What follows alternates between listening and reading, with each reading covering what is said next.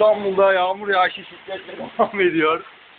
Evet görüyorsunuz her yerden su akıyor şarıl şarıl. Burada Rafi var. Rafi durgun duruyor apartmanında ne yapsın adam. Şimdi durumu spikerimiz Murat. Sıvacı Bayramı'nın Murat'a bırakıyorum.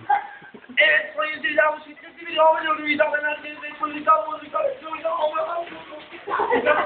Yanıma burada sizin evinizde çıkmadan diye babalarınızın bak, anneannesinde tatlı ısmat ediyoruz. Nasıl var? Al. Nasıl bir al? Ya. Nasıl bir ama?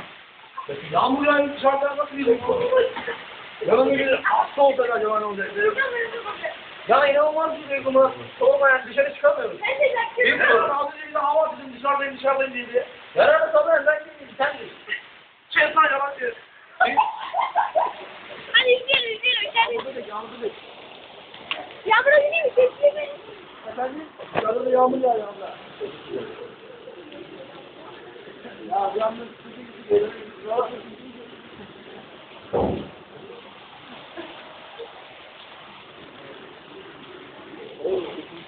dışarıda yağmur yağıyor.